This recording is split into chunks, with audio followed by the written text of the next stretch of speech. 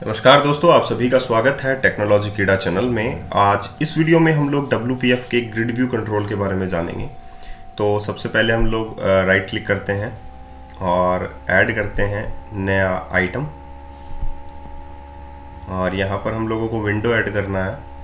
तो just click करें window WPF और यहाँ पर आप लोगों को ऐड करना है जस्ट ग्रिड डेमो। सो जो app.xml फाइल आप लोगों की, उसमें आप लोग यहाँ पर लिख सकते हैं ग्रिड डेमो, ठीक है, .xml फाइल। एंड grid.demo में सबसे पहले आप लोगों को क्या देखना है, जो ग्रिड कंट्रोल है बाय डिफ़ॉल्ट उसमें रोज एंड कॉलम्स होते हैं, ठीक है। तो जो ग्रिड जो है वो एक प्रकार का कॉम्प्लेक्स जो है वो पैनल टाइप है। तो इसमें हम लोग इसकी हेल्प से हम लोग कुछ भी चीज़ें जो है वो डिज़ाइन कर सकते हैं ग्रिड की हेल्प से। इसमें बाय डिफ़ॉल्ट एक रो एंड एक कॉलम होता है। अगर हम लोग एक रो और एक कॉलम का जो आउटपुट देखना चाहें तो क्या आएगा, जो लास्ट आप लोगों के पास होगा, जैसे कि मैंने यहाँ पर लिखा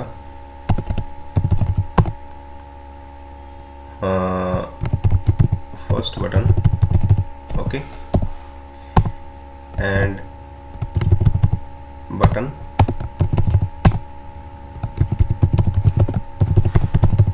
सेकंड बटन। तो मैंने दो बटन यहाँ पर बनाए हैं, लेकिन अगर आप लोगों को विजिबल हो रहा है तो यहाँ पर स्क्रीन पर सिर्फ और सिर्फ सेकंड बटन आप लोगों को दिखाई देगा, फर्स्ट बटन आप लोगों को दिखाई नहीं देगा। क्यों? क्योंकि इसमें एक रो और एक कॉलम है, तो उस पर लास्ट वाला जो भी होगा वो आप लोगों को विजिबल हो जाएगा। लेकिन अगर हम लोग यहाँ पर कॉलम डेफिनेशन और रो डेफिनेशन दे दें तो आप लोगों को ये दोनों जो बटन है वो विजिबल हो सकते हैं। जैसे कि एग्जांपल के लिए अगर मैं ये कहूँ कि मैं इसमें दो रो बना देता हूँ, ठीक है, तो मैं यहाँ पर लिखूंगा ग्रिड डॉट रो डेफिनेशंस और इसमें मैं बना देता हूँ रो डेफिनेशन, ठीक है। रो अगर आप लोग देखें तो उसमें आप लोगों की हाइट हो सकती है, ठीक है, लेकिन अगर आप लोग नहीं भी देंगे तो ऑटोमेटिकली वो चीज़ जो है अपने आप ही सेंस कर लेगा, ठीक है। तो ये देखिए दो रो जो है इसमें हो चुकी है, लेकिन दोनों के दोनों बटन अभी भी फर्स्ट जगह ही प्लेस है, क्योंकि हम लोगों ने इनको डिफाइन नहीं किया है कि कौन सा बटन कौन सी रो में आना चाहिए। अगर मैं फर्स्ट बटन को डिफाइन नहीं करता हूँ और सेकंड बटन को डिफाइन कर देता हूँ कि वो सेकंड वाली रो में आना चाहिए, फर्स्ट रो जो है उसका इंडेक्स नंबर 0 से स्टार्ट होता है और सेकंड रो का 1 से। तो मैं यहाँ पर करता हूँ grid dot row equals to 1 कि फर्स्ट वाली रो में सेकंड वाला बटन आ जाना चाहिए। तो देखिए दोनों बटन जो आप लोगों के जो हैं वो विजिबल हो रहे हैं यहाँ पर, ठीक है। अब बात आती है कि दोनों जितनी बटन की साइज है उतनी ही आप लोगों की ग्रिड की यहाँ पर साइज हो चुकी है, या जितनी ग्रिड की साइज है उतनी बटन की साइज हो चुकी है, ठीक है।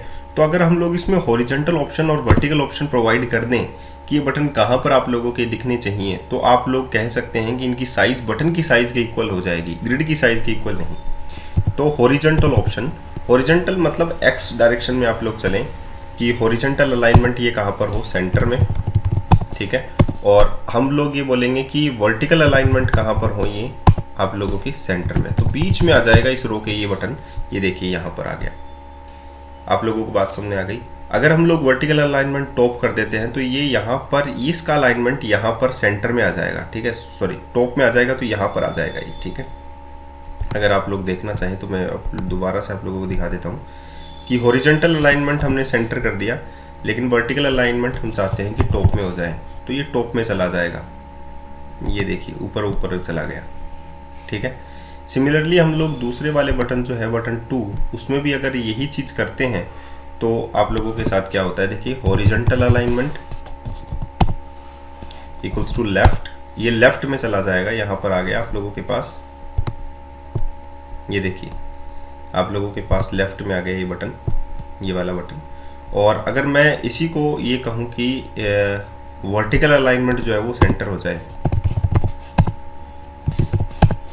तो ये वर्टिकल अलाइनमेंट ऐसे होता है, उसमें सेंटर पोजीशन पर ये आ चुका है आप लोगों का, लेफ्ट और सेंटर में आ चुका है। तो ये दोनों बटन आप लोगों की अलग अलग जगह पर आप लोग हॉरिजॉन्टल अलाइनमेंट और वर्टिकल अलाइनमेंट से प्लेस कर सकते हैं। तो ये भी आप लोगों ने देख लिया होगा कि कॉलम विड्थ और रो विड्थ जो है, सॉरी जो रो है उसमें हम लोग क्या दे सकते हैं, यहाँ पर रो डेफिनेशन में हम लोग हाइट दे सकते हैं, ठीक है।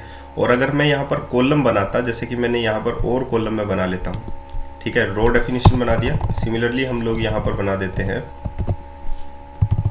ग्रिड डॉट कॉलम डेफिनेशंस, और इसमें मैं बना देता हूँ कॉलम डेफिनेशन 1, कॉलम डेफिनेशन 2। इसमें मैं 2 कॉलम बना देता हूँ, तो 2 रो 2 कॉलम हो गए, तो इन बिटवीन मिडल में ये चांसेस चला जाएगा आप लोगों के, ये देखिए, ठीक है। अब बाय डिफ़ॉल्ट मैंने यहाँ पर कॉलम नहीं डिफाइन किए हैं, तो बाय डिफ़ॉल्ट ये 0 रो 0 जो अगर रो डिफाइन कर रखी है तो उसमें चले जाएंगे। अगर मैं इसमें कॉलम डिफाइन कर देता हूँ फर्स्ट वाले बटन में, यहाँ पर देखिए ग्रिड डॉट कॉलम, और मैं 1 दे देता हूँ, तो ये बटन यहाँ पर चला जाता है, ठीक है। तो सिमिलरली आप लोग ये चेक कर सकते हैं कि हम लोग कहाँ पर उस चीज़ को कैसे प्लेस करें। तो ये होता है आप लोगों का ग्रिड और ग्रिड सिंपल, ठीक है। अब हम लोग जानते हैं इनकी साइजिंग के बारे में। एक्चुअली साइजिंग कैसे मैटर करती है वो मैं अभी आप लोगों को बताता हूँ। साइजिंग जो है यहाँ पर आप लोग देखिए, फुल कोड में कर दिया है मैंने। यहाँ पर हम लोग रो डेफिनेशन को हटा देते हैं एक बार के लिए। अगर हम लोग सिर्फ कॉलम डेफिनेशन पर फोकस करें, जो कॉलम्स हैं उन पर फोकस करें, तो आप लोगों को रो भी समझ में आ जाएगी। कॉलम अगर होता है तो उसकी होती है विड्थ प्रॉपर्टी, तो इसमें हम लोग एक कॉलम और बना देते हैं, ठीक है, और 3 बटन कंट्रोल हम लोग यहाँ पर ले लेंगे, ठीक है। यहाँ पर 3 कॉलम्स हैं, ठीक है, और यहाँ पर जो बटन कंट्रोल है वो हम लोग यहाँ पर रख देते हैं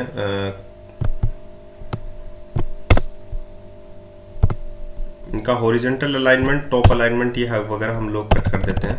बस बटन पर फोकस करते हैं हम लोग। फर्स्ट बटन, सेकंड बटन, ठीक है। एंड एज यूजुअल एक बड़ा कंटेंट हम लोग लिख देते हैं यहाँ पर,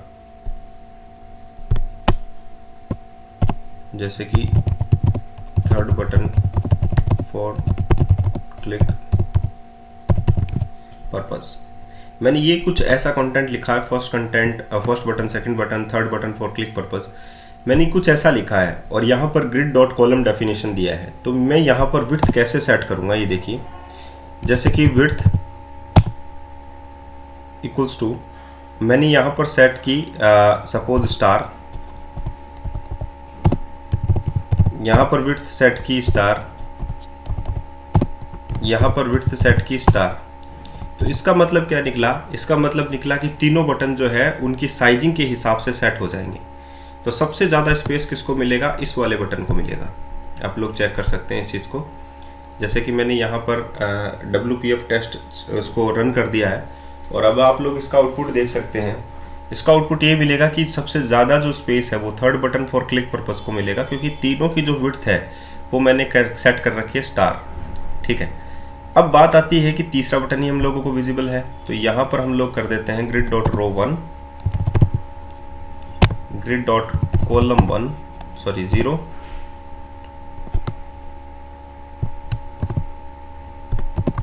grid dot column 1 and third वाले बटन पर लिख देते हैं grid dot column 2।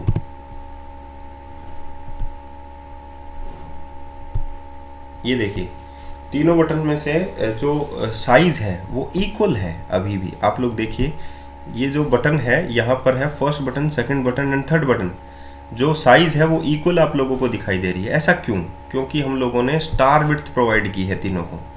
Star width का मतलब समझते हैं? स्टार विड्थ का मतलब है कि ये साइज जो है, अगर आप लोगों के पास इतना स्पेस है तो वो इस हिसाब से इस चीज़ को कंज्यूम कर लेगा। ठीक है, ऑटोमेटिकली उस चीज़ को रिसाइज कर देगा। अब मैंने यहाँ पर किया ऑटो, अगर मैंने ये ऑटो कर दिया तो ऑटोमेटिकली इसकी साइज़ जो है वो इसको मिल जाएगी। जैसे कि ये देखिए, जितनी साइज इसकी रहेगी उसी के हिसाब से ये मॉडिफाई हो जाएगा। मतलब बटन की जो टेक्स्ट की साइज़ है, बटन की जो साइज़ है वो उसी हिसाब से ऑटोमेटिकली एडजस्ट हो जाएगा। लेकिन स्टार में सबसे पहले स्टार को नहीं मिलेगा, ऑटोमेटिक को मिलेगा। ऑटोमेटिक सबसे पहले एडजस्ट होगा। अब मैंने इसको फिक्स विड्थ साइज़ दे दी 100, तो ये हो जाएगा, एब्सोल्यूट वैल्यू दे दी मैंने उसको, तो ये 100 जो है वो फिक्स हो जाएगा और फिर ऑटो सेट हो जाएगा 100 और बाकी का जो है वो स्टार को मिल जाएगा। चाहे मैं अब यहाँ पर 1 स्टार करूँ या 2 स्टार करूँ, बाकी जो है वो उसके कंपैरिजन में आप लोगों को इतना कुछ मिल जाएगा। ये देखिए, ठीक है, इतनी बात समझ में आ गई। हम लोगों को क्या करना है, हम लोगों को ये देना है कि मैं ऑटोमेटिक विड्थ जो है वो इसको दूं, तो ये ऑटोमेटिक जितनी इसकी हाइट हो जाएगी वो उसी हिसाब से इसको सेट कर देगा। लेकिन अगर मैंने इसको स्टार दे दिया, यहाँ पर देखिए स्टार दे दिया, तो बाकी जितनी भी विड्थ है पहले ये 1 स्टार में करेगा, लेकिन इसकी जो है वो ज़्यादा आप लोगों की विड्थ सेट हो जाएगी, ये देखिए। ठीक है, तो ये भी होता है कि हम लोग कैसे इस चीज़ को हैंडल कर रहे हैं। तो स्टार का मतलब समझ में आ गया, ऑटो का मतलब समझ में आ गया, और एब्सोल्यूट विड्थ का भी मतलब आप लोगों को समझ में आ गया। सिमिलरली आप लोग जो है, अगर आप लोग रो डेफिनेशन करते हैं तो आप लोगों को हाइट मेंशन करनी होगी। ठीक है, ऑटो सबसे पहले एब्सोल्यूट वैल्यू फिक्स होती है, उसके बाद में ऑटोमेटिक का मतलब होता है जितनी कंटेंट की साइज होती है उसी हिसाब से सेट हो जाता है, और स्टार का मतलब है जितनी भी रिमेनिंग स्पेस है आप लोगों का वो सेट हो जाता है। लेकिन अगर आप लोगों ने तीनों को ही स्टार कर रखा है तो इसका मतलब है कि इक्वल इक्वल इक्वल जो है वो तीनों के तीनों आप लोग डिवाइड हो जाएंगे। ठीक है, तो ये था आप लोगों के लिए ग्रिड में हम लोग कैसे रिसाइज करें, कैसे साइज सेट करें। ठीक है, अब हम लोग बात करेंगे रो स्पैन और कॉलम स्पैन की। तो ये आप लोगों का ग्रिड डेमो है, तो इसे हम लोग रिप्लेस कर देते हैं दूसरे कोड के साथ। तो ये कोड हम लोगों ने रिप्लेस कर दिया है। तो आप लोग रो स्पैन और कॉलम स्पैन आप लोग देखिएगा। इसमें अगर आप लोग देखना चाहें तो यहाँ पर देखिए 3 कॉलम है जिनकी जो साइज़ है वो इक्वल है, यानी कि 3 कॉलम है और 3 रो है आप लोगों के पास, तीनों की इक्वल साइज़ है, कोई भी साइजेस में आप लोगों के पास विड्थ और हाइट में कोई भी चेंजेस नहीं है। ठीक है, इक्वली डिवाइड हो जाएंगे 3 कॉलम और 3 रोज के अंदर। इसमें सबसे पहला बटन जो होगा वो यहाँ पर मेंशन है ग्रिड डॉट यहाँ पर जो पहला बटन है इसको मैं यहाँ पर सेपरेट कर देता हूँ। जहाँ पर आप लोगों का बटन 1 लिखा हुआ है उसमें आप लोगों के पास लिखा हुआ है कॉलम स्पैन 2। कॉलम का मतलब होता है ये वाला सेक्शन, ये वाला। ठीक है, जैसे कि मैं एक पीपीटी अगर आप लोगों को बना के दिखा सकूं तो आप लोगों को ज़्यादा बेहतर तरीके से समझ में आएगा।